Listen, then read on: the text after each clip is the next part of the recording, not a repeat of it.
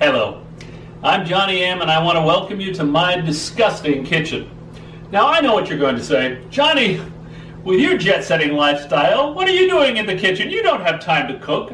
Well, you're right about that, but I want to share with you a very simple vegetarian recipe that I make on a weekly basis that keeps me alive to do all the photoshopping hijinks that you love so much on the social network.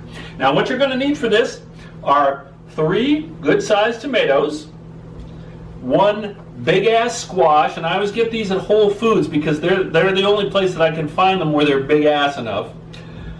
1 big-ass carrot. Now I get this at Farm Boy, which is a produce shop across from the Trader Joe's where I market. They have some nice big-ass carrots. Very nice head of spinach, which I also get at Farm Boy. About this many radishes. Then you're going to need some organic brown rice. Now you're going to want to get the quick cook kind, which I get also from Trader Joe's, because it only takes about 11 minutes to cook. There are some rices you can get that take 40 minutes to cook, and who's got time for that? Do you? I certainly don't, right? You're going to need some puff pastry sheets, some delicious organic black beans, also from Trader Joe's. And then finally, you're going to want to have some Beyond Meat. Now, this is stuff that you get at Whole Foods. It is a vegan meat substitute. I like to get the feisty beef crumbles. And when you make them, you will not be able to tell the difference between them and regular ground beef. They are delicious, and they don't contain any meat at all. It's all just pure soybean product, and it's really good. So we have all the ingredients necessary. Let's get cooking. Okay, to prepare these delicious ingredients, you're going to need 3 knives. 1 big ass knife, 1 small serrated knife, and then 1 larger serrated knife. And it's very simple. First thing we're going to do is we're going to dice our tomatoes, make sure they're nice and clean. So we'll rinse them off. Then we use the small serrated knife, and we're going to core the tomatoes, making sure always to cut away from ourselves. All right? So we're going to core these 3 tomatoes.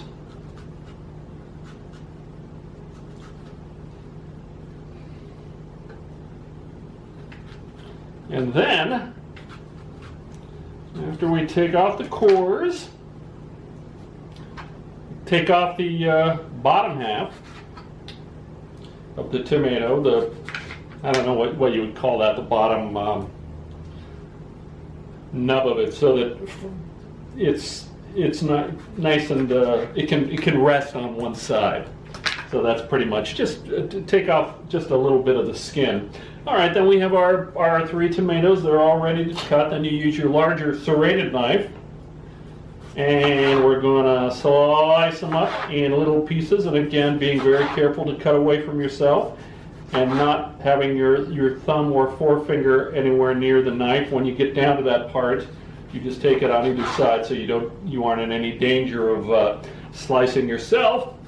And then we're just going to cut these in very small pieces.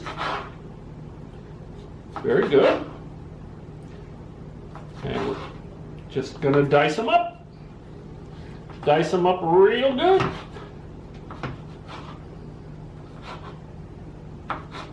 Okay, keeps dicing them. Oh, and then one thing I neglected to mention. The first thing we do before we even start getting the tomatoes out, you're going to want to take your 2 pieces of puff pastry out of the box, and you're going to want to set them aside to defrost, because sometimes they take a little while, although these are defrosting pretty quickly, so it's not too bad. So we're going to continue just to dice up these 3 tomatoes. Again, being very careful not to cut yourself. You know, I used to work in a supermarket deli, did that for a lot of years, and I remember one time I accidentally sliced my hand on the meat slicer, you know, those electric meat slicers that they have at delis, and It's not something that I would recommend that you try. So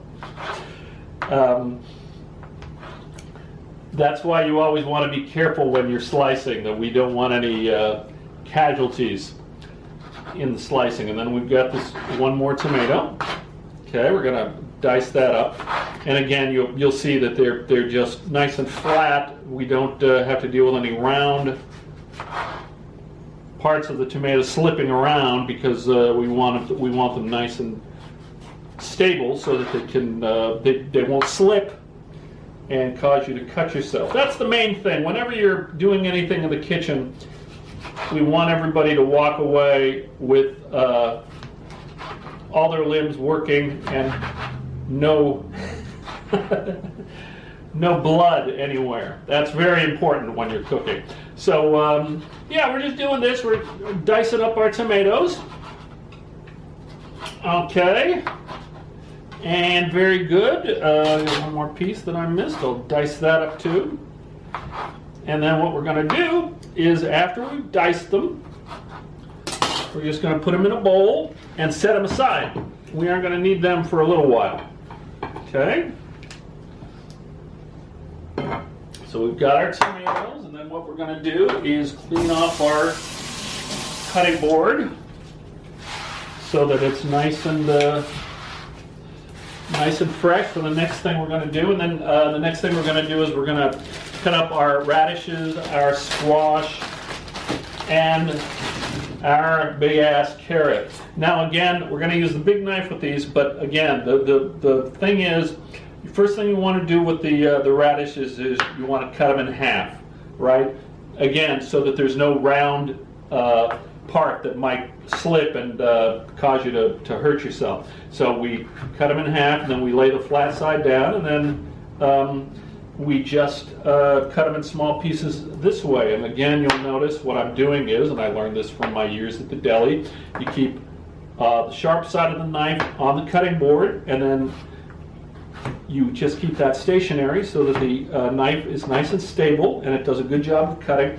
I could do this a lot faster, but since I'm explaining this to you, to the camera, I don't want to do it too fast, because again, we don't want to run the risk that I might slip and wind up with an unsightly gash. That's not likely to happen.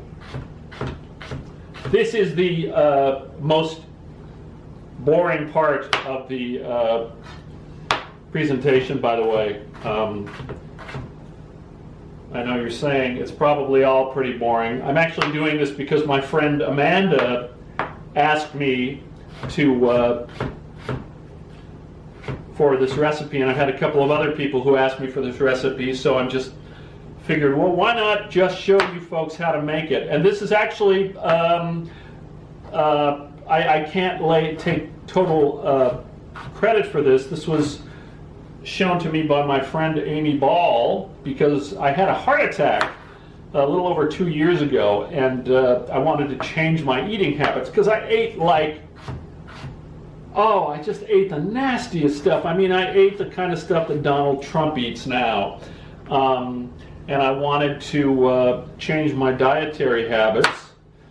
A, because they're more healthy, and also because, frankly, I just didn't want to eat animals anymore. I had long thought about giving up eating animals, because I just sort of figured, what right do I have to eat an animal? I mean, I'm not judging anybody who does eat animals. I ate animals for 50 years, and I thoroughly enjoyed pepperoni pizza and hamburgers. So I'm not casting any judgment on anybody who continues to do that. I just think, for me, I had come to a time in my life where I had eaten enough meat, and I just didn't feel that I had the right to do it anymore. So that's just me. Again, if you disagree with me, I say enjoy all the meat you want. I still eat dairy products and cheese. I have no problem with that. But I just feel like anything with a soul, I have a problem with that now. So That's what I do. So here are our radishes. They're all nice and cut up. And then we're going to take our big ass squash, which still has the delicious Whole Foods sticker on it. Take that off. Clean off the squash. You cut off either side of the squash so it looks like that. Then you're going to cut it in half. And again, that's so you have a nice flat piece of squash to work with. It's not going to slide around on you as you're cutting it, right? So we've got some delicious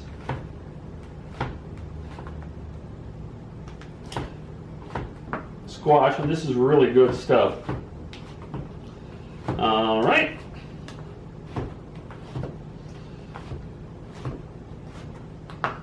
So we've got a lot of beautiful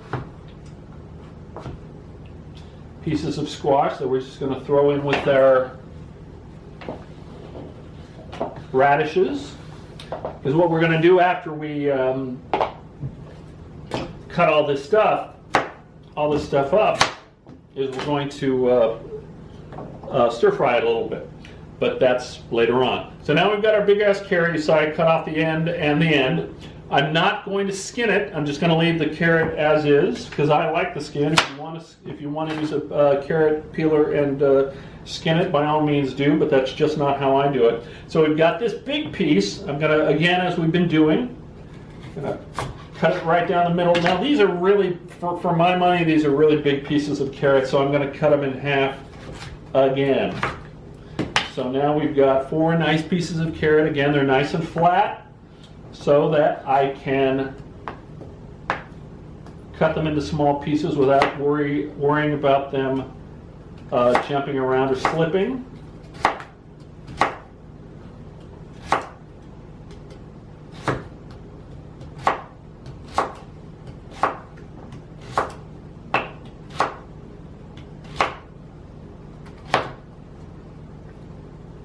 And we've got the smaller piece of big ass carrot.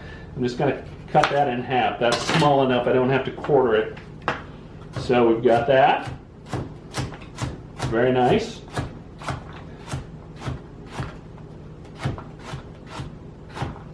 Okay.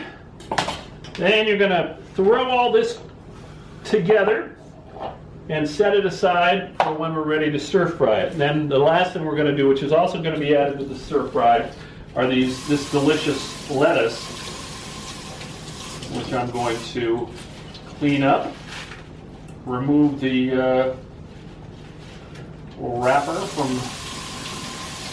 Farm Boy, which is a very nice produce shop on Riverside and Hazeltine in beautiful Van Nuys, California. So if you're ever looking for produce in Van Nuys, that's a good place to get it. So I've cut off the edge, I've washed it off a little bit, and then what I'm going to do is I'm going to cut it the same way. I'm going to just cut it nice and even, again cutting away from my hands and always keeping my hands away from the knife. Then I'm going to go down here perpendicular, and I'm going to do it again so we have nice beautiful squares of spinach. And with the carrots and squash and the radishes and the spinach, we're going to stir fry that. But before we do that, what we're going to have to do is cook our rice. All right, so let's do that. All right, so now we're ready to cook our rice. I'm going to need my rice over here. And what you're going to need is, you're going to need 2 frying pans rather, one with a lid. That's what we're going to cook our rice in. And then while the rice is cooking, we're going to need another pan to do our stir frying of the vegetables that we cut up, right?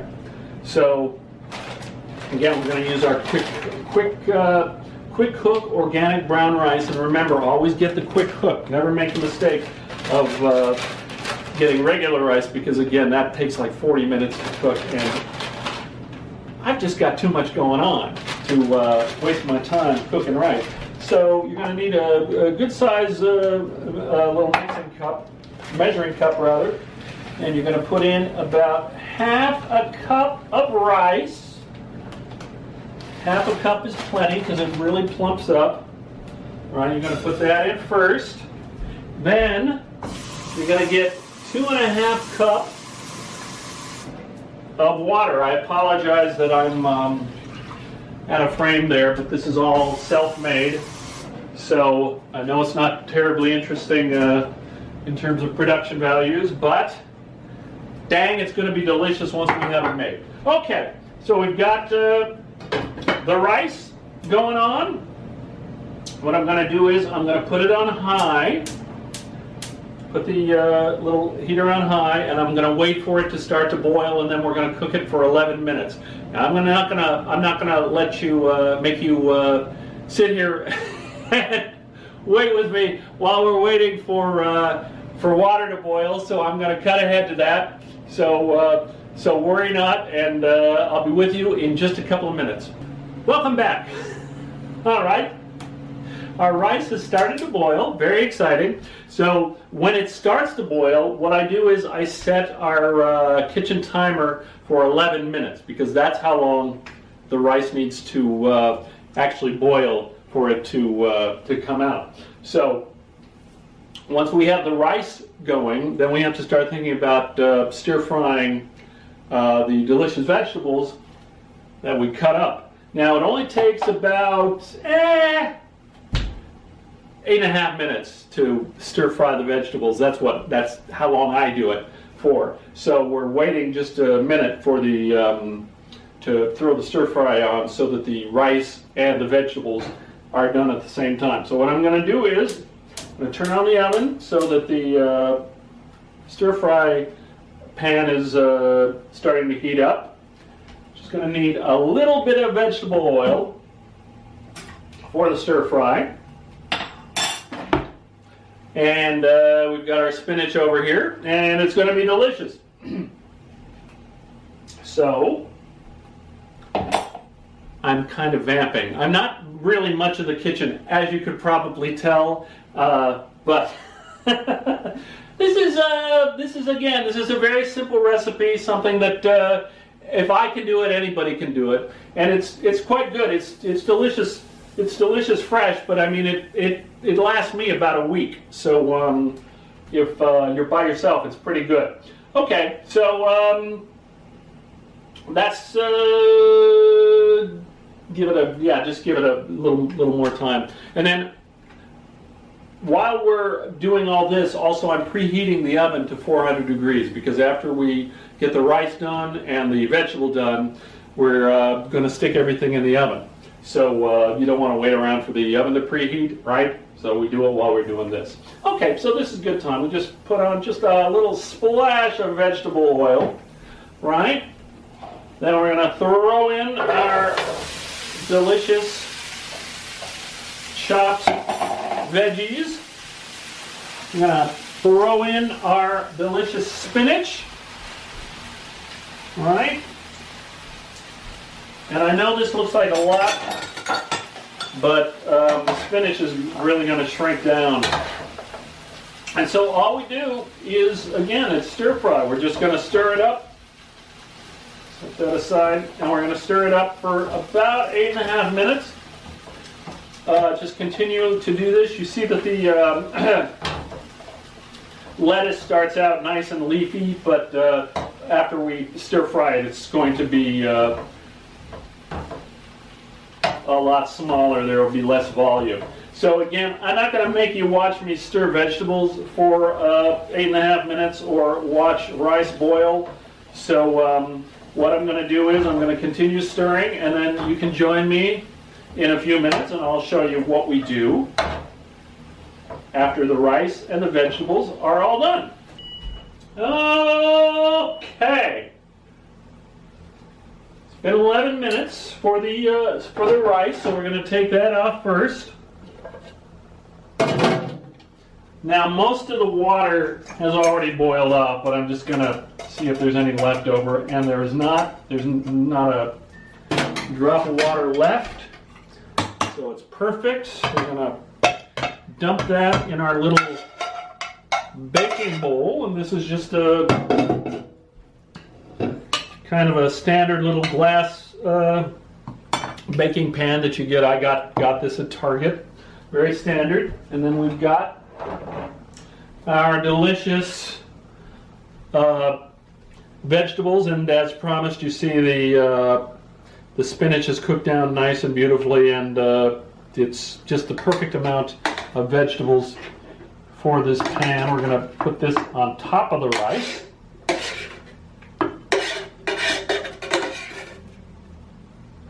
Really good.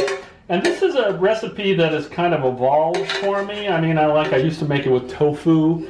I would put other things in it, so you can experiment with the combination of stuff that you like to put on. This is just what I like to do. I used to put cilantro in with the tomatoes. I don't do that anymore. I just found it was unnecessary. But you can, but experiment and see what you like.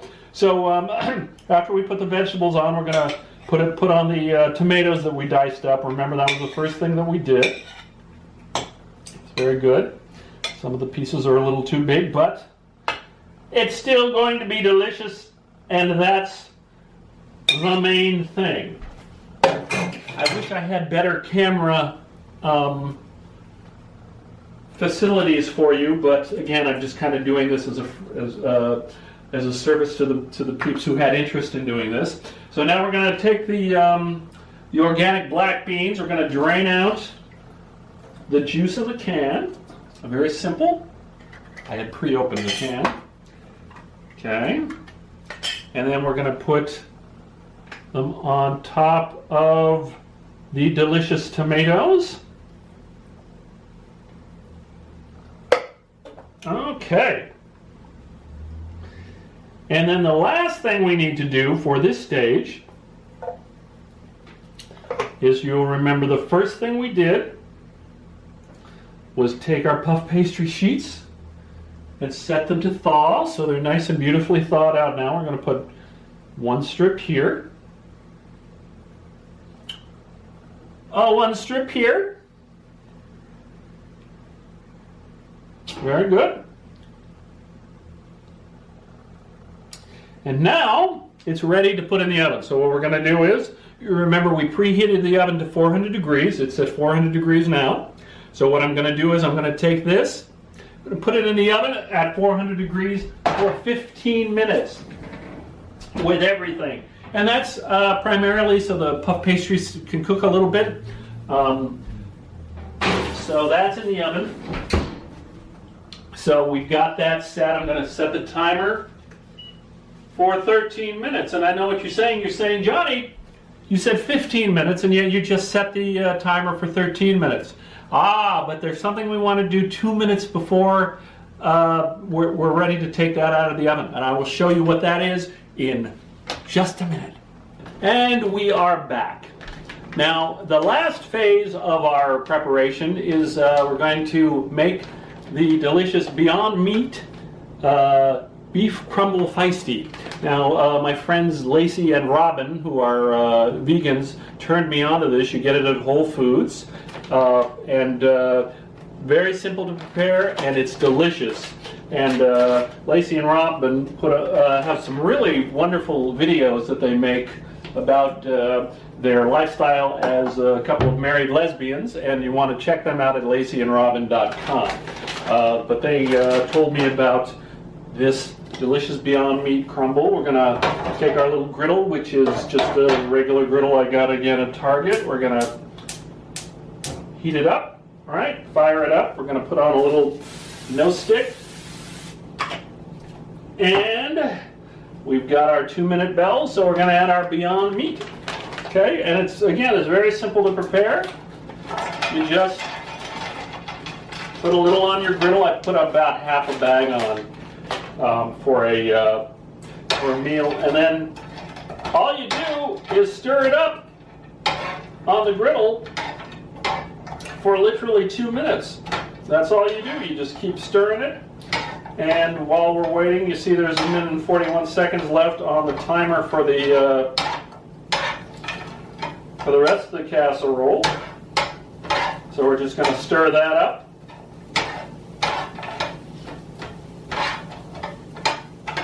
And it's very exciting. Yeah, the Beyond Meat, you get it at Whole Foods. It's about $5 a bag. So I don't know. Some people think that's a little pricey. Although if you go to the Beyond Meat website, you can get $1 off coupons, so you might want to try that out. But it's very good, and they have different kinds of ground beef, and they have chicken as well. And they also make hamburger patties. So if you want to go to be a vegan and you just think you've missed hamburgers too much, Beyond Meat is just a really, really good alternative for this. And you see, it's cooking up nicely. Still a little bit frozen. Might take a little bit longer than 2 minutes, but not much. Maybe 2 minutes and 30 seconds. You just keep stirring it while the rest of your casserole is cooking. Okay, we got 22 seconds left, and I can see just by looking at it that the Beyond Meat is almost ready. So this is literally all you got to do to get it ready is just keep stirring it up on the griddle, nice hot griddle, and it's going to be ready. And nothing with a soul gave up their life for this meal. All right, the meat is ready. I can tell by looking at it. I'm going to turn off the thing. And just as our casserole is ready, so let me get our kitchen mitts. Oh, take this guy out of the oven. And it looks absolutely perfect. Let me show you it in a close-up. So this is what it looks like after it's been cooking. You see the puff pastry is nice and cooked. So what we're going to do is, everything's ready at the same time. Let me clean out my spatula a little bit. And then we're just going to cut off a square of our casserole.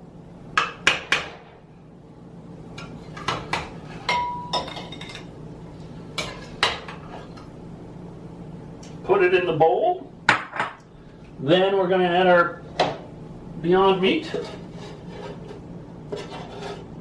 And then what I will do is, if you're like me and you're a single person, you don't eat this much, I'll just stick this in the refrigerator and then take it out for the rest of the week and microwave it. And it only takes 2 minutes to microwave, so while it's microwaving, you cook up more Beyond Meat and you throw it on, and it's delicious.